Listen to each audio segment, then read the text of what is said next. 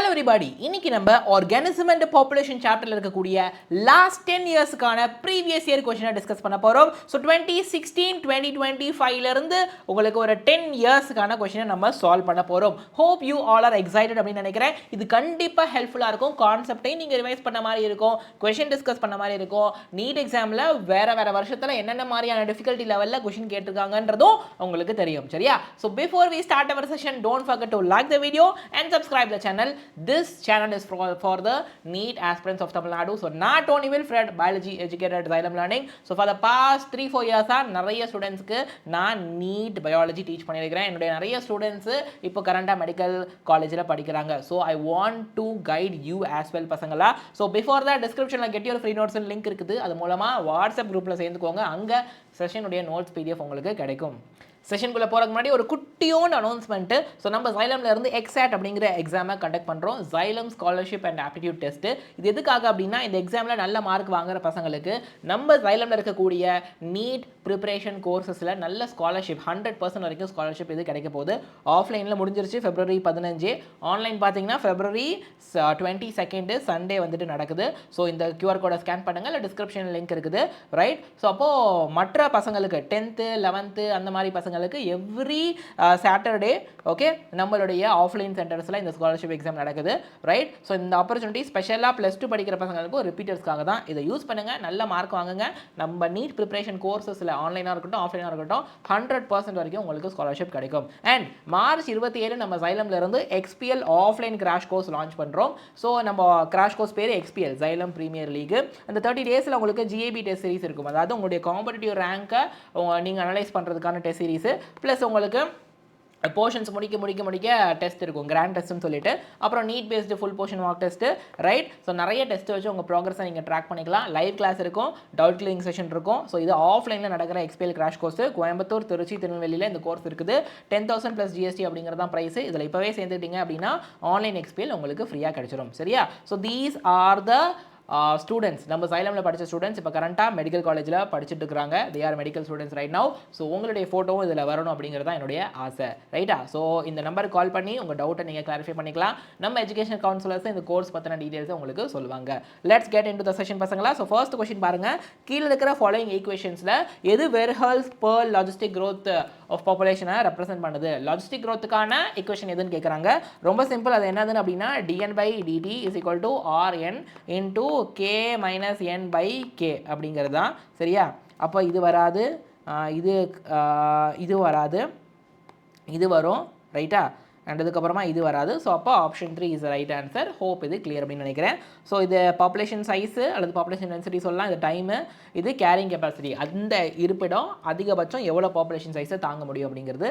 இது வந்துட்டு r intrinsic rate of natural increase அல்லது growth ரேட் சொல்லலாம். சரியா? சூப்பர். ஸோ எபி ஃபைட் அப்படின்னா, எபினா அவுட்ரா, ஃபைட்னா பிளான்ட்டா. ஒரு பிளான்ட்டுக்கு வெளியில் அட்டாச் ஆகிருக்கக்கூடியதான் epiphyte. That are growing and mango branch is example of. So மேங்கோடைய பிரான்ச்சில் ஒரு எபி ஃபைட்டு ஒன்று வளரும். அதுதான் வந்து ஆர்கிட். அப்போது அது என்னத்தில் வரும்னா கமென்சரிசமில் வரும். பிகாஸ் அந்த ஆர்கிடுக்கு பெனிஃபிட் என்ன பெனிஃபிட் அப்படின்னா, அந்த மேங்கோவில் அட்டாச் ஆகிருக்குது, ஒரு என்னது ஒரு அட்டாச்மெண்ட் மாதிரி கிடைக்குதா. ரைட்? மேங்கோக்கு வந்து நியூட்ரல், பெனிஃபிட்டும் இல்லை ஹார்மும் கிடையாது. பிகாஸ் மேங்கோ மேலே அந்த ஆர்கிட் அட்டாச் ஆகிருக்குது, அவ்வளோதான். ஸோ பெனிஃபிட்டும் இல்லை ஹார்மும் இல்லை. ஸோ அப்போ option 2 is the right answer. அடுத்து 2 ஸ்டேட்மெண்ட் இருக்குது. அதில் இதெல்லாம் கரெக்டாக, இதெல்லாம் தப்புன்னு பார்க்கலாம். ஸோ காஸோட காம்படிட்டிவ் எக்ஸ்க்ளூஷன் பிரின்சிபல் என்ன சொல்லுதுன்னா, 2 க்ளோஸாக ரிலேட்டடாக இருக்கிற ஸ்பீசிஸ் வந்துட்டு டிஃப்ரெண்ட் ரிசோர்ஸுக்கு போட்டி போடும்போது இன்டெஃபினட்டாக கோஎக்ஸிஸ்ட் ஆக முடியாது, அதாவது ரொம்ப நாளைக்கு ஒன்றா இருக்க முடியாதுன்னு சொல்லியிருக்கிறாங்க. ஆக்சுவலி இது தப்பு. என்னன்னா அந்த பிரின்சிபல் என்ன வரும்னா, 2 close related species competing for same resource, ஒரே ரிசோர்ஸுக்கு போட்டி போடுறாங்கன்னா ரொம்ப நாளைக்கு ஒன்றா கோஎக்ஸிஸ்ட் ஆக முடியாது. ஸோ இந்த ஸ்டேட்மெண்ட் தப்பு. அப்புறம் காஸோட பிரின்சிபல் படி காம்படிஷன் அப்போது இன்ஃபீரியர் வந்து எலிமினேட் ஆயிரும், அதாவது காம்படிட்டிவ்லி இன்ஃபீரியர் ஸ்பீசிஸ் ரிமூவ் ஆயிரும், எலிமினேட் ஆயிரும். So this may be true if resources R limiting அப்படின்னு சொல்லியிருக்கிறாங்க. எஸ், ரிசோர்ஸ் வந்துட்டு உங்களுக்கு அன்லிமிட்டட் கிடையாது, ரிசோர்ஸ் ஓரளவுக்கு லிமிட்டட் தான். ஸோ அப்போ காம்படிஷனில் எது சுப்பீரியராக இருக்குதோ அதுதான் நல்லா சர்வைவ் ஆகும். காம்படிஷனில் இன்ஃபீரியராக இருக்கிறது ரிமூவ் ஆயிரும், எலிமினேட் ஆயிரும். அந்த சுப்பீரியராக இருக்கிறது வந்துட்டு இன்ஃபீரியராக ரிமூவ் பண்ணி விட்டுரும். ஸோ அப்போ இது வந்துட்டு கரெக்ட் தான். சரியா? Second statement is correct. So அப்போ I can say statement 1 is false, statement 2 is correct, option 3 is the right answer. ஓகேவா? ஸோ அப்போ இந்த ஈக்குவேஷன் கொடுத்துருக்காங்க. இதில் கே என்னன்னு கேட்குறாங்க. நான் ஃபர்ஸ்ட் கொஸ்டின் சொன்னேன்னா கேங்கிறது கேரிங் கெப்பாசிட்டி அப்படி சொல்லலாம். அந்த இருப்பிடம் அதிகபட்சம் அந்த பர்டிகுலர் பாப்புலேஷனுக்கு எவ்வளோ சைஸ் தாங்க முடியும், அதாவது அந்த இருப்பிடத்தில் அந்த பர்டிகுலர் பாப்புலேஷன் மங்கியாக இருக்கலாம், ஜீப்ராவாக இருக்கலாம், ஜிராஃபியாக இருக்கலாம், அந்த பர்டிகுலர் பாப்புலேஷன் அதிகபட்சம் எவ்வளோ இன்க்ரீஸ் ஆக முடியும், அதோடைய சைஸ் அதிகபட்சம் எவ்வளோ இருக்க முடியும், ரைட்டா? அப்படிங்கிறதான் கேரிங் கெப்பாசிட்டி. ஸோ அப்போ கேங்கிறது carrying capacity. So option 2 is the right answer. So அடுத்து காஸ் காம்பரேட்டிவ் எக்ஸ்க்ளூஷன் பிரின்சிபல் என்ன சொல்லுதுன்னா, ரெண்டு க்ளோஸாக இருக்கிற ஸ்பீசிஸ் சேம் ரிசோர்ஸுக்கு போட்டி போடுது, அப்போ ரொம்ப நாளைக்கு கோஎக்ஸிஸ்ட் ஆக முடியாது, காம்பரேட்டிவ்லி இன்ஃபீரியர் இருக்கிறது எலிமினேட் ஆயிரும். பாருங்கள் 2023 24 ரிப்பீட் ஆயிருக்குது. ஓகே, இது கரெக்ட் தான். க்ளோஸாக ரிலேட்டடாக இருக்கிறது சேம் ரிசோர்ஸ்க்கு போட்டி போட்டால் ஒன்றா இருக்க முடியாது, இன்ஃபீரியராக இருக்கிறது ரிமூவ் ஆயிரும். சரியா? ஸோ ஜென்ரலாக கார்னிவோர் ரொம்ப அஃபெக்ட் ஆகுது காம்படிஷனால் கம்பேர்ட் டு ஹெர்பிவோர். இல்லை, அப்படியே தப்பு. உங்களுக்கு ஹெர்பிவோரும் பிளான்ட்டும் தான் ரொம்ப அஃபெக்ட் ஆகும் காம்படிஷனால் compared to carnivore. Because carnivore பொதுவாகவே காம்படிஷனை வந்து கொஞ்சம் அவாய்ட் பண்ணும். அவாய்டுங்கிறத விட கொஞ்சம் அதால் தப்பிக்க முடியும். ஏன்னா ஒரு இடத்துல இன்னொரு இடத்துக்கு மூவ் ஆக முடியும். இப்போ பிளான்ட்டு அப்புறம் ஒரு சில ஹெர்பிவோர்லாம் வந்துட்டு ரொம்ப மூவ்மெண்ட் இருக்காது. பிளான்ட்டுக்கு மூவ்மெண்ட்டே இல்லை, ஹெர்பிவோருக்கு ரொம்ப கம்மி தான் மூவ்மெண்ட்டு. ஸோ கொஞ்சம் கைண்ட் ஆஃப் சுப்பீரியர் மாதிரி இருக்கிறதுனால இது கொஞ்சம் காம்படிஷன்லேருந்து கொஞ்சம் அப்பப்போ எஸ்கேப் ஆகிக்க முடியும். அதனால் பாதிப்பு காம்படிஷனால் யாருக்கு அதிகம்னா ஹெர்பிவோர் பிளான்ட்டுக்கு தான் அதிகம் கம்பேர்ட் டு கார்னிவோர். பட் இங்கே அப்படியே ஆப்போசிட்டாக போட்டிருக்காங்க. ஸோ இது தப்பு. ஸோ அப்போ ஐ கேன் சே 1 கரெக்டு, 2 தப்பு. சரியா? இப்போ இதை மேட்ச் பண்ணலாமா? ஸோ மியூச்சுவலிசம் பொறுத்த வரைக்கும் ரெண்டு ஸ்பீசிஸ்க்குமே பெனிஃபிட். இப்போ ப்ளஸ் வருமா? ஸோ அப்போ ஏக்கு 4னா ஆப்ஷன் 1, அதுக்கப்புறம் ஆப்ஷன் 2, ஆப்ஷன் 4, 3 ஆப்ஷன் இருக்குது. கமென்சலிசமில் ஒன்றுக்கு பெனிஃபிட்டு, இன்னொன்றுக்கு நியூட்ரல். ப்ளஸ் 0வா? அப்போ பிக்கு 1 போட்டுக்கிட்டா, அப்போ பிக்கு 1னா உங்களுக்கு அப்போ தெரிஞ்சு போச்சு ஒரே ஆப்ஷன் தான் இருக்குது. ரைட்டா? 1 தான் சொல்லிட்டு அடுத்து அமென்சிலிசமுக்கு 1க்கு நெகட்டிவ், இன்னொன்றுக்கு நியூட்ரல். அப்போது இந்த பாக்டீரியாவுக்கு நெகட்டிவ், ஃபங்கைக்கு நியூட்ரல். பெனிசிலியம் ஃபங்கை வந்து பெனிசிலின் கெமிக்கலை கொடுக்குதுன்னா பாக்டீரியா அட்டாக் ஆகும். அதனால ஃபங்கைக்கு பெனிஃபிட்டும் இல்லை, ஹார்மும் இல்லை. ஃபங்கைக்கு நியூட்ரல் 0, பாக்டீரியாவுக்கு நெகட்டிவ். ஸோ அப்போ அமென்சிலிசமுக்கு நெகட்டிவ் 0ன்னு போடலாமா? ஸோ அப்போ சிக்கு 2. அப்புறம் பேராசைட்டுக்கு பெனிஃபிட்டு, அந்த ஹோஸ்ட்டுக்கு வந்துட்டு நெகட்டிவ், ப்ளஸ் மைனஸ்னு வரும். அப்போ டிக்கு 3. So option 1 is the right answer. ஓகேவா? ஸோ அடுத்து லெப்பர்டு அப்புறம் லயனு ஃபாரஸ்ட்டில் அல்லது கிராஸ்லேண்டில் இருக்குது. ஸோ அப்போ இங்கே என்ன நடக்கும்? ஓகேவா? லெப்பர்டும் லயனும் இருக்குது. அப்போ ரெண்டும் ஓரளவுக்கு ரிலேட்டட் ஸ்பீசிஸ் தான். அப்போ காம்படிஷன் நடக்குமா? ஸோ இப்போ ஏக்கு 1 சொல்லாமா? ஏக்கு 1னா ஆப்ஷன் 1 இல்லை ஆப்ஷன் 4. அப்புறம் குக்கு வந்து காக்காவோட நெஸ்ட்டில் முட்டை போடுதுன்னா ப்ரூடு பேரசைட்டிசம். பிக்கு 2வா? ரைட்டா? அடுத்து ஃபங்கையும் ஹையர் பிளான்ட்டோட ரூட்டும் மைக்காரைஸாக இருக்கும். ஸோ மைக்காரைஸா மியூச்சுவலிசமில் வரும். அப்போ சிக்கு வந்து 3. அப்போனா ஆப்ஷன் 4ன்னு தெரிஞ்சு போச்சு. பிகாஸ் ஃபங்கையும் அந்த ஹையர் பிளான்ட்டோட ரூட்டும் ரெண்டு பேரும் ஒருத்தர் ஹெல்ப் பண்ணிக்கிறாங்க. அதான் மியூச்சுவலிசமு.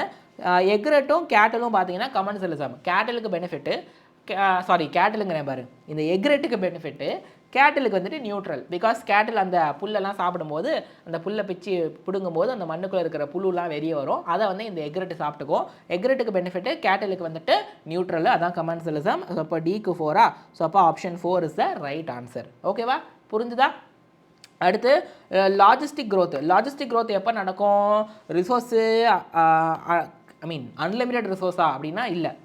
ஓகே, லிமிடெட் ரிசோர்ஸா? ஆமாம், logistic growth limited resource. Exponential growth எப்போ நடக்கும்? அன்லிமிடெட் ரிசோர்ஸ் அப்போ. சரியா? எக்ஸ்பேண்டிங் ஏஜ் பிரமிட் அப்படின்னா அந்த pre reproductive more than the reproductive, அதுதான் expanding age pyramid. So pre reproductive அதுக்கப்புறம் போஸ்ட் ரீப்ரொடக்டிவ் இருக்கும். இந்த ப்ரீ ரீப்ரொடக்டிவ் அதிகமாக இருக்குது அப்படின்னா அந்த பாப்புலேஷன் க்ரோ ஆகுது. ஒரு 10 வருஷம் கழிச்சு இந்த pre reproductive will go to the reproductive phase. சரியா? ஸோ அப்போது என்ன ஆன்சர் வரும்? Pre reproductive and reproductive are same வராது. ப்ரீ ரீப்ரொடக்டிவ் இஸ் லார்ஜஸ்ட்டு, அதுக்கப்புறம் ரீப்ரொடக்டிவ், அதுக்கப்புறம் போஸ்ட் ரீப்ரொடக்டிவ். இதுதான் வந்துட்டு உங்களுக்கு எக்ஸ்பேண்டிங் பாப்புலேஷனில் வரும். ரைட்டா? ஸ்டேபிள் அப்படின்னா ப்ரீ ரீப்ரொடக்டிவ் சேமாக இருக்கும். இதான் ப்ரீ ரீப்ரொடக்டிவ் ஏஜில் இருக்கிற மக்கள். ரைட்டா? அதாவது பாப்புலேஷனு. அண்ட் இது ரீப்ரொடக்டிவ் ஏஜில் இருக்கிற பாப்புலேஷனு. ரெண்டும் அளவு சேமாக இருக்குது அப்படின்னா அந்த பாப்புலேஷன் க்ரோ ஆகலை, குறையும் இல்லை, ஸ்டேபிளாக இருக்குது. ஸோ அப்போ இதுதான் ஸ்டேபிள் ஏஜ் பிரமிடு. ஸோ அப்போ ஏக்கு 2வா? அதுக்கப்புறம் பிக்கு வந்து 1ஆ? ஏக்கு 2, பிக்கு 1. அது தெரிஞ்சாலே நம்ம ஆன்சரை போட்டுடலாம். ஆப்ஷன் 4 சொல்லிவிட்டு சிக்கு 3, டிக்கு சிக்கு 3 டிக்கு 4. Okay, just typing error. சிக்கு 3 டிக்கு 4. ஓகேவா, புரியுதா? Super great. அடுத்து கீழே இருக்கிறதுல எது வந்துட்டு ப்ரிடேஷனுக்கு கனெக்ட் பண்ண முடியாது, ப்ரிடேஷனுக்கும் இதுக்கும் சம்மந்தமே கிடையாது, அது எது அப்படின்னு கேட்குறாங்க. ஸோ அப்போது necessitated by nature to maintain ecological பேலன்ஸா? இல்லை, எக்காலஜிக்கல் பேலன்ஸை மெயின்டைன் பண்ணுறது வந்து பாருங்கள், it is necessitated by nature to maintain ecological பேலன்ஸா? நல்லா நீங்கள் யோசிக்கணும். ஆமாம், ஆக்சுவலி ஸோ எக்காலஜிக்கல் பேலன்ஸை மெயின்டைன் பண்ணுறது இதோட முக்கியமான பொறுப்பு. அதை அந்த நெசசிட்டியை கொண்டு வரதும் நேச்சர் தான். ஏன் அப்படின்னா ப்ரிடேட்டரு ப்ரேவை கம்ப்ளீட்டாக சாப்பிட்ருச்சுன்னா ப்ரே எக்ஸ்டிங்க்ட் ஆயிரும். ஓகே, அழிஞ்சு போயிடும், எக்ஸ்டிங்க்ட் ஆயிரும். இப்போ ப்ரே எக்ஸ்டிங்க்ட் ஆயிடுச்சுன்னா ப்ரிடேட்டரும் அழிஞ்சிரும், அந்த எக்காலஜிக்கல் பேலன்ஸே டிஸ்டர்ப்ட் ஆயிரும். ஸோ இப்போ நேச்சர் தான் எக்காலஜிக்கல் பேலன்ஸை மெயின்டைன் பண்ண சொல்லி இதை வந்துட்டு நெசசிட்டேட் பண்ண, அதாவது நெசசிட்டேட்டட், அதாவது நெசசரி ஆக்குது அப்படின்னு நம்ம சொல்லலாம். So predation will maintain the ecological balance. அப்போ this is connected. Then species diversity of course maintain ஆகும். எப்படி அப்படின்னா, ஸோ இப்போ predator இருக்கிறதுனால prey population கண்ட்ரோலில் இருக்குது. அதனால அந்த prey மற்றவங்களோட போட்டி போட்டு காம்படிஷன் பண்ணி கம்ப்ளீட்டாக அழிஞ்சு போகிறது தடுக்கப்படும். ஒருவேளை predator இல்லைன்னா prey ஜாஸ்தி ஆகி மற்ற ஸ்பீஸோட போட்டி போட்டு காம்படிஷன் பண்ணி மற்றவங்களாம் அழிஞ்சிரும். ஓகே, மற்றவங்களாம் அழிச்சிரும், மேபி இதுவும் அழிஞ்சிரும். ஸோ அப்போ ஸ்பீசிஸ்லாம் அழியுது பாருங்கள், அந்த டைவர்சிட்டியே டிஸ்டர்ப்ட் ஆகுது பாருங்கள், அதை தடுக்கிறது predator, ரைட்டா? அண்டு சில நேரம் இது ஸ்பீசிஸை அழிக்கக்கூட வாய்ப்பு இருக்குது. சில நேரம் it might lead to extinction. ப்ரேவை ரொம்ப சாப்பிட்டுச்சுன்னா அழிச்சு போட்டுரும் வாய்ப்பு இருக்குது. ஸோ ரெண்டு ஸ்பீசிஸும் நெகட்டிவ்லி இம்பாக்டடா அப்படின்னா கிடையாது. ப்ரிடேஷனில் ஒருத்தர் பாசிட்டிவ், இன்னொருத்தர் நெகட்டிவ்லி இம்பாக்டட், ரெண்டு பேருமே நெகட்டிவ்ங்கிறது தப்பு. அப்போ ஆப்ஷன் 4 தான் வந்துட்டு நாட் கனெக்டட் டு ப்ரிடேஷன். சரியா, ரைட். ஸோ அப்போ ப்ளஸ்ஸு வந்துட்டு பெனிஃபிட்டுக்கு சொல்கிறோம், நெகட்டிவ் வந்துட்டு ஹார்ம்ஃபுல் டெட்ரிமெண்டலுக்கு சொல்கிறோம் ஒரு பாப்புலேஷன் இன்ட்ராக்ஷனில், 0 வந்து நியூட்ரலுக்கு சொல்கிறோம். சரியா, கீழே இருக்கிறதுல எதுக்கு வந்துட்டு ஒரு ஸ்பீசிஸ்க்கு ப்ளஸ்ஸு இன்னொரு ஸ்பீசிஸ்க்கு மைனஸ்ன்னு கேட்குறாங்க. ஓகே, ஸோ காம்படிஷனில் ரெண்டுத்துக்கும் மைனஸு, ப்ரிடேஷனில் ஒருத்தருக்கு ப்ளஸ்ஸு ஒருத்தருக்கு மைனஸு, கமெண்ட் சிஸ்டமில் ஒருத்தருக்கு மைனஸ் இன்னொருத்தருக்கு நியூட்ரல், கமெண்ட் சிஸ்டம்ங்கிற பாரு அமெண்ட் சிஸ்டமில் ஒருத்தருக்கு மைனஸ் இன்னொருத்தருக்கு நியூட்ரல், கமெண்ட் சிஸ்டமில் ஒருத்தருக்கு ப்ளஸ் இன்னொருத்தருக்கு நியூட்ரல். இப்போ ஒருத்தருக்கு ப்ளஸ் மைனஸ்னால் யாருக்கு வரும்? ப்ரிடேஷனுக்கு. ஒருத்தருக்கு பெனிஃபிட்டு இன்னொருத்தருக்கு ஹார்மு. சரியா, ஸோ அப்போ இன்டர் ஸ்பெசிஃபிக் காம்படிஷன் இருந்தாலும் கூட எந்த மெக்கானிசத்தை வச்சு which mechanism the competing species might evolved for their survival. நல்லா பாருங்கள், இன்டர் ஸ்பெசிஃபிக் காம்படிஷன் இருக்குது, இருந்தாலும் கூட எந்த மெக்கானிசத்தை வச்சு சர்வைவலுக்கு சர்வைவலுக்காண்டி எந்த மெக்கானிசத்தை எவால்வ் பண்ணுறாங்க அந்த போட்டி போடுற ஸ்பீசிஸு. அதாவது என்னதான் போட்டி இருந்தாலும் போட்டி போட்டுக்காமல் நானும் பொழைக்கணும் நீனும் பொழைக்கணும் அப்படின்னு சொல்லி இந்த ரிசோர்ஸ் பார்ட்டிஷனிங் அப்படின்ற மெக்கானிசத்தை எவால்வ் பண்ணுவாங்க. அப்படின்னா என்னதுன்னா, டே ரிசோர்ஸ் இங்கே இருக்குது, ஏன் நம்ம போட்டி போட்டுக்கணும், கொஞ்சத்தை நான் சாப்பிட்றேன் கொஞ்சத்தை நீ சாப்பிடுது, ஓகேவா? அல்லது இந்த டைமில் நான் சாப்பிட்றேன் அந்த டைமில் நீ சாப்பிடு, ஓகே, பாதியை நான் சாப்பிட்றேன் பாதியை நீ சாப்பிடு அப்படின்னு அந்த ரிசோர்ஸை பார்ட்டிஷனிங் பண்ணி பிரிச்சுக்கிறது தான் அந்த ரிசோர்ஸ் பார்ட்டிஷனிங். அந்த மெக்கானிசத்து மூலமாக காம்படிஷன்லேருந்து கொஞ்சம் அவங்க தப்பிச்சு சர்வை பண்ணிக்கலாம். ஓகேவா? ஸோ அப்போ option 2 is the right answer. Resource partitioning MacArthur அப்படிங்கிற சயின்டிஸ்ட் இதை சொல்லியிருப்பாரு இந்த வார்பிளர் ஸ்பீசிஸில். சரியா, ஓகே. இப்போ அடுத்து அமென்சிலிசம் என்னது? ரொம்ப சிம்பிள், எல்லாம் சிம்பிளாக கேட்டுருக்காங்க பாருங்கள். அமென்சிலிசம்னா ஒருத்தருக்கு நெகட்டிவ் இன்னொருத்தருக்கு நியூட்ரல். இப்போ பெனிசிலியம் பற்றி நான் ஆல்ரெடி சொல்லியிருக்கிறேன். பெனிசிலியம் அப்படின்னா அதுக்கு நியூட்ரல், அந்த பாக்டீரியாவுக்கு நெகட்டிவ். ஸோ அப்போ option 2 is the right answer. சரியா, ஸோ அப்போ எக்ஸ்பெனன்ஷியல் க்ரோத் ஈக்குவேஷனில் NT = N0 × e⁻RT. அதில் E என்னதுன்னா இது max term, base of natural logarithm அப்படின்னு சொல்லுவாங்க. அதோடைய வேல்யூ கூட 2.712828ன்னு வரும். சாரி 2828 இல்லை 2.71828 இதுதான் ஈயோட வேல்யூ. சரியா, ஸோ ஹோப் இது கிளியர் நினைக்கிறேன். Option 4 is the right answer. Okay, let's go for the அடுத்தது. ஸோ கீழே இருக்கிற ஃபாலோயிங்கில் எது பாப்புலேஷனுடைய அட்ரிபியூட் கிடையாது, அதாவது ஃபீச்சர் கிடையாது அப்படிங்கிறாங்க. ஸோ பாப்புலேஷனுக்கு செக்ஸ் ரேஷியோ ஃபீச்சர் தான். ஸோ அப்போ குரூப் ஆஃப் ஆர்கனிசம் பாப்புலேஷன் வரும்போது தான் எவ்வளோ மேல் இருக்காங்க ஃபீமேல் இருக்காங்கன்னு சொல்லுவோம். So it is a feature தான். அடுத்து பாப்புலேஷன் பேசும்போது தான் natality, mortality, birth rate, death rate பேசுவோம், ரைட்? அப்புறம் மார்டாலிட்டியும் வரும். இண்டிவிஜுவல் ஆர்கனிசம் பேசும்போது தான் பர்த்து டெத்துன்னு வரும். சரியா, ஸ்பீசிஸ் இன்ட்ராக்ஷன் வந்துட்டு பாப்புலேஷனுடைய ஆட்ரிபியூட்னு சொல்ல முடியாது. சரியா, ஸோ அப்போது மார்டாலிட்டி, நாட்டாலிட்டி, செக்ஸ் ரேஷியோ, அப்புறம் இந்த ஏஜ் டிஸ்ட்ரிபியூஷன் அதெல்லாம் வந்துட்டு அட்ரிபியூட்ஸ் ஆஃப் த பாப்புலேஷன், இது வராது. ஸோ அப்போ ஆப்ஷன் 4 தான் வந்துட்டு நாட் அ அட்ரிபியூட். சரிங்களா, ஸோ அப்போ அடுத்து ப்ராசஸ் ஆஃப் க்ரோத்து எப்போ மேக்ஸிமமாக இருக்கும் அப்படின்னா, நம்ம அந்த லாஜிஸ்டிக் க்ரோத்தில் கூட படிச்சிருப்போம். லேக் ஃபேஸு, லாக் ஃபேஸு, அப்புறம் ஸ்டேஷனரி ஃபேஸ்னு வரும். இந்த லாக் ஃபேஸில் தான் growth மேக்ஸிமமாக இருக்கும். ஸோ அப்போ option 1 is the right answer. Okay, அப்போ கீழே இருக்கிற ஃபாலோயிங் பாப்புலேஷன் இன்ட்ராக்ஷனில் எது வந்துட்டு மெடிக்கல் சயின்ஸில் யூஸ் ஆகுது ஃபார் ஆன்டிபயோட்டிக் ப்ரொடக்ஷன்? ஸோ நான் சொல்லியிருக்கிறேன்ல, ஃபங்கை, பெனிசிலியம் ஃபங்கை இருக்குது. ஸோ அப்போ அது வந்துட்டு ஒரு கெமிக்கலை கொடுக்கும். ஸோ பெனிசிலின் அப்படிங்கிற கெமிக்கலை கொடுக்கும். ஸோ இந்த கெமிக்கல் என்ன பண்ணும், பாக்டீரியாவை போய் அழிக்கும். ஓகே, பாக்டீரியா செத்துரும். அப்போது இந்த கெமிக்கல் தான் ஆன்டிபயோட்டிக். இந்த இன்ட்ராக்ஷன் என்னதுன்னா, இப்போ இதில் ஃபங்கையில் பெனிஃபிட்டும் இல்லை நியூட்ரலும் இல்லை. ஃபங்கை பொறுத்த வரைக்கும் பெனிஃபிட்டும் இல்லை ஹார்மும் இல்லை, அது நியூட்ரலாக இருக்குது. பாக்டீரியா பொறுத்த வரைக்கும் அதுக்கு ஹார்மு. ஸோ இதுதான் அமென்சிலிசம் சொல்லுவாங்க. ஸோ அப்போ அதுதான் ஆன்டிபயோட்டிக் ப்ரொடக்ஷனுக்கான அந்த இன்ட்ராக்ஷனுக்கான ஒரு பேசிக் அடிப்படை. ஆப்ஷன் 3 த ரைட் ஆன்சர். ஓகேவா? ஸோ கீழே இருக்கிற ஃபாலோயிங் பிளான்ட் பார்த்தீங்க அப்படின்னா, அதாவது கீழே இருக்க ஃபாலோயிங்கில் எந்த பிளான்ட் வந்துட்டு மாத்து ஸ்பீசிஸோட க்ளோஸ் ரிலேஷன்ஷிப்பில் இருக்கும், right? Where none of the two can complete its life cycle without the other. ஒன்று இல்லாமல் இன்னொன்று லைஃப் சைக்கிளில் முடிக்க முடியாது. ரெண்டு பேரும் ஒருத்தருக்கு ஒருத்தர் ஹெல்ப் பண்ணிக்கிறாங்க. யார் அப்படின்னா, மாத்தும் இந்த யூகாவும். இவங்க ரெண்டு பேரும் தான் ஹெல்ப் பண்ணிக்கிறாங்க. ஸோ மாத்து வந்து யூகாக்கு பாலினேஷன் பண்ணி தருது. யூகா கைமாறா மாத்துக்கு என்ன தருது அப்படின்னா, யூகா மாத்துக்கு முட்டை போடுறதுக்கு இடம் கொடுக்குது. இந்த யூகாவோட ஓவரிக்குள்ளார தான் மாத்து வந்து முட்டை போடும். அப்புறம் அந்த முட்டை க்ரோ ஆகி அந்த லார்வா வெளியே வருமா, அந்த சமயத்தில் அந்த மாத்துலையும் பாலினேஷன் சக்ஸஸ்ஃபுல்லாக ஆகிட்டு, செக்ஷுவல் ரிப்ரடக்ஷன் சக்ஸஸ்ஃபுல்லாக ஆகிட்டு, ஃபர்டிலைசேஷன் சக்ஸஸ்ஃபுல்லாக ஆகிட்டு உங்களுக்கு ஒவ்யூல் சீடாக டெவலப் ஆகிருக்குமா, அந்த சீடில் எண்டோஸ்பெர்மில் நியூட்ரியன்ட் இருக்குமா. ஸோ இந்த சமயத்தில் அந்த மாத்தோட முட்டை பொறிச்சு லார்வாவாக இருக்குமா, இந்த லார்வா என்ன பண்ணும், சீடில் இருக்க நியூட்ரியண்ட்டை சாப்பிடும். So math is putting egg inside the ovary. மாத்து பாலினேஷன் பண்ணிடுறது, யூகா கைமாற என்ன பண்ணுது, முட்டை போட்டதுக்கு இடம் தருது. ஸோ அப்போ option 2 is the right answer. சரியா?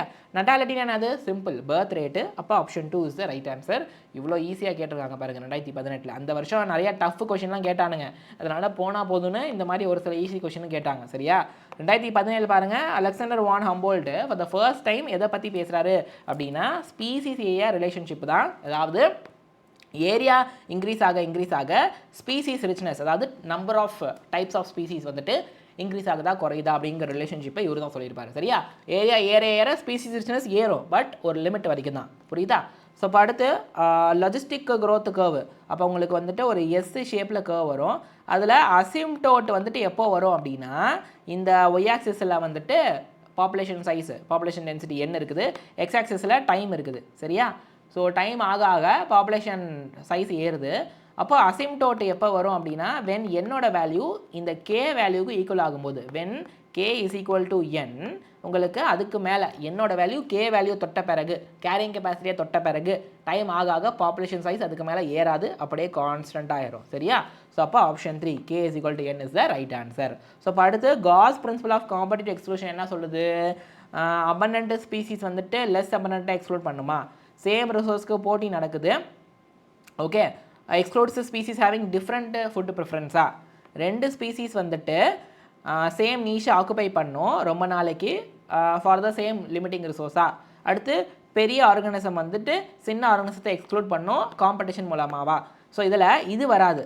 ரெண்டு ஸ்பீசிஸு சேம் நீஷை ரொம்ப நாளைக்கு இருக்க முடியாது, சேம் ரிசோர்ஸை அவங்க யூஸ் பண்ணிக்கிட்டு ரொம்ப நாளைக்கு இருக்க முடியாது. ஓகே, அப்புறம் சேம் ரிசோர்ஸுக்கு காம்படிஷன் ஆகுது அப்படின்னா டிஃப்ரெண்ட் ஃபுட் ப்ரிஃபரன்ஸ் இருக்கிறது எக்ஸ்க்ளூட் ஆகுமா, இல்லை ஒரே ஃபுட் ப்ரிஃபரன்ஸ் வச்சுருக்கிறவங்க போட்டி போடும்போது அது எக்ஸ்க்ளூட் ஆகிறது நடக்கும். ஓகே, ஒரு நிமிஷம் இதை நம்ம திருப்பி பார்க்கலாம். இங்கே பாருங்கள், நான் இந்த நோவை கவனிக்கல, sorry. 2 species occupy the same niche indefinitely for the same limiting resource. Okay, அப்போனா அது தப்பு. ஆனால் இங்கே என்ன போட்டிருக்காங்க, no 2 species can occupy the same niche indefinitely for the same limiting resource. இந்த நோவை நான் பார்க்கல, சாரி. இதுதான் காம்படிட்டிவ் எக்ஸ்க்ளூஷன் பிரின்சிபல். ரெண்டு ஸ்பீசிஸ் வந்துட்டு சேம் நீஷில் ரொம்ப நாளைக்கு இருக்க முடியாது, எப்போ அவங்க அந்த சேம் லிமிட்டிங் ரிசோர்ஸுக்கு போட்டி போட்டுட்டு இருக்கும் பொழுது. ஸோ அதான் no 2 species can occupy the same niche. அதை நான் கவனிக்கல நோங்கிறதுல. ஸோ அப்போ இதுதான் வந்துட்டு Gause's principle of competitive exclusion. அது கொஞ்சம் என்சிஆர்டியில் வேறு மாதிரி இருக்கும், பட் இதை கொஞ்சம் மாடிஃபை பண்ணி போட்டுக்கிறாங்க. மற்றபடி அபண்டன்ட் ஸ்பீசிஸு லெஸ் அபண்டன்ட்டை எக்ஸ்க்ளூட் பண்ணும், அது கிடையாது. லார்ஜ் ஆர்கனைசம் ஸ்மால் இது பண்ணும், அதுவும் கிடையாது. காம்படிட்டிவ்லி சுப்பீரியராக இருக்கிறது காம்படிட்டிவ்லி இன்ஃபீரியராக இருக்கிறத எலிமினேட் பண்ணும். ஸோ உங்களுக்கு நான் அந்த ஸ்டேட்மெண்ட் கூட காட்டுறேன் பாருங்கள். ஸோ இங்கே இருக்குது, Gause competitive exclusion principle states that 2 closely related species competing for the same resource. ரெண்டு க்ளோஸ்லி ரிலேட்டட் சம்மந்தப்பட்ட ஸ்பீசிஸு ஒரே ரிசோர்ஸுக்கு போட்டி போடுறாங்க அப்படின்னா அவங்க cannot coexist indefinitely. ரொம்ப நாளைக்கு ரெண்டு பேரும் ஒன்றா எக்ஸிஸ்ட் ஆக முடியாது. அதில் காம்படிட்டிவ்லி இன்ஃபீரியராக இருக்கிறவங்க எலிமினேட் ஆயிடுவாங்க. சரியா? ஸோ இது எப்போ ட்ரூனா ரிசோர்ஸ் லிமிட்டிங்காக இருக்கும்போது, மற்றபடி இல்லை. ஸோ இதுதான் பிரின்சிபல். கொஞ்சம் மாடிஃபைடாக இது போட்டிருக்கிறாங்க. அதாவது என்ன சொல்லுது, நோ 2 ஸ்பீசிஸ், அதுதான் கொஞ்சம் வித்தியாசமே. இங்கே என்ன போட்டிருக்கிறாங்க, 2 ஸ்பீசிஸ் வந்துட்டு cannot coexist indefinitely. அந்த cannotக்கு பதிலாக cannot தூக்கிட்டு no 2 species can occupy. ஓகேவா? இங்கே நோவை தூக்கிட்டு இங்கே cannot போட்டிங்கன்னா கரெக்டு. இல்லை கேன் போடுறீங்கன்னா இங்கே நோ போடணும். இது கிராமட்டிக்கல் ஸ்டேட்மெண்ட் தான். So you should know this, அதை கேர்ஃபுல்லாக அப்சர்வ் பண்ணணும். ஸோ அப்போ option 3 is the right answer. சரியா? ஸோ அப்போ எப்போ பாப்புலேஷனோட க்ரோத் ரேட்டு லாஜிஸ்டிக்கு மாடலில் ஃபாலோ பண்ணும்போது 0 ஆகும். அப்போ தான் கவனிங்க, க்ரோத் ரேட்டு எப்போ 0 ஆகும். லாஜிஸ்டிக் மாடலுக்கு ஈக்குவேஷன் இதுன்னு கொடுத்துருக்காங்க. ஸோ இப்போ நான் வந்து அதை ரீட்ரைட் பண்ணி போடுறேன். dn/dt, அதாவது டைமை பொறுத்து பாப்புலேஷன் சைஸு சேஞ்ச் ஆகுது அப்படின்னா அதான் dn/dt சொல்கிறோம். Is equal to rn into k minus n/k. எப்போ 0 ஆகும்? When k is equal to n. கேவோட வேல்யூ என்னோட வேல்யூ ஈக்குவல் ஆகும்போது k மைனஸ் n வந்துட்டு 0 ஆயிரும். அப்போ dn/dt வந்துட்டு 0 ஆயிரும். சேஞ்ச் இன் பாப்புலேஷன் சைஸ், அதாவது n, change in population size with respect to time 0 ஆயிரும். ஓகேவா? எப்போ? when k is equal to n. So அப்போ என்ன சொல்லலாம், when n/k 1, when n years carrying capacity, when n/k is 0, when death rate greater than birth rate. இது வராது. So இதில் n/kன்னு பேசும்போது இங்கே பாருங்கள், when n/k is equal to 1, n/k 1 ஆச்சுன்னா 1 minus 1 0 ஆயிரும். அப்போ இது 0 ஆயிரும். சரியா? So I can say option 1 வந்துட்டு கரெக்ட்னு சொல்லலாம். when n nears the carrying capacity of the habitat. So n நியர்ஸ்ன்றதை விட when n equals the carrying capacity அப்படின்னா கூட கரெக்ட். நியர்ஸ்னா வராது. when n equals the carrying capacityனா அப்போ கரெக்ட் வரும். அப்புறம் n/k equals 0 வராது. see n/k equals 0 அப்படின்னா இங்கே 1 minus 0 1ன்னு வந்துடும். ஸோ அப்போ dn/dt 0 கிடையாதுல்ல. உங்களுக்கு dn/dt எப்போ 0 ஆகும்? k minus n is equal to, அதாவது k is equal to 0. அப்போ k minus n is equal to 0 அப்படிங்கிறது. நீங்கள் n/k வச்சு பேசும்போது இங்கே என்ன போடலாம், இதை தான் நான் இப்படி மாடிஃபை பண்ணி கொஷினில் கொடுத்துருக்குறாங்க. சரியா? 1 minus n/k. ஸோ n/k 0, அதாவது 1 minus n/k. So n/k equal to 1 அப்படின்னா 1 minus 1 0. ஸோ அப்போ இது டோட்டலாக 0 ஆயிரும். புரியுதா? ஸோ அப்போ ஐ கேன் சே ஆப்ஷன் 1 தான் ரைட் ஆன்சரு.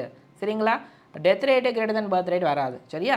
ஸோ ஹோப் இது உங்களுக்கு புரியுது அப்படின்னு நினைக்கிறேன். Let us end the session அந்த அனௌன்ஸ்மெண்ட்டோட.